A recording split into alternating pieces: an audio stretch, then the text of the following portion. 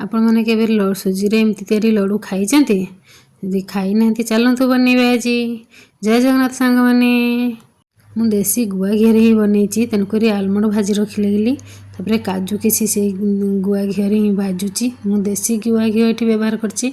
आपण मैंने चाहिए रिफाइन भी व्यवहार करें किंतु गुआ घी बनइले बेसी टेस्टी लगे से मु गुआ घी ही बनई।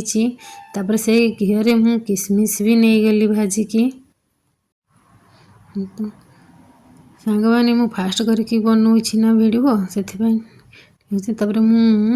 मु से बड़का गुआ घी सुजी 1 किलो नहीं ताकू तापर कंटिन्यू चलेबे केबे रखिबेनी नने सुजी तळु लागी जिवो।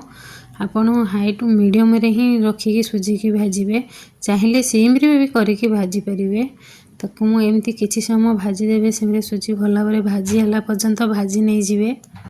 सुजी भल भाव भाजी हो सारापर एपटे मुझे शुक्ला नड़िया ड्राए कोकोनट जो कहते हैं शुक्ला नड़िया तापर से जो भाजिकी रखी थी पेस्ता और काजू से मिसिक हल्का दरदरा गुंड करदेवी।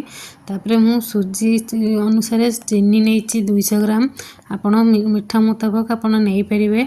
से जो ग्राइंडिंग कर ड्राई फ्रूट्स आउ सुजी चीनी की भल भाव में मिक्स करदेली सिम रे किसी समय भाजी से भाजी हो सारापर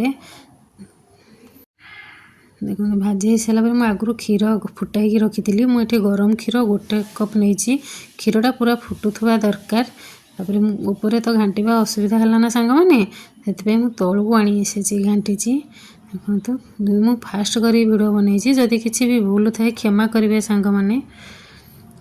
तापर भल भाव मिसई दे सारापर जरी ही मुझे फास्ट लड्डू कर कारण बहुत गरम अच्छी ना से हाथ में तो धरी पारे से फास्ट जरी टे गुला कर हाथ में एमती लड्डू कर देखु केते सुंदर भाव लड्डू भी बनी आमर देखु केते सुंदर लड्डू बनी यहीपरी भाव में सब लड्डू करदेली बनईदेली।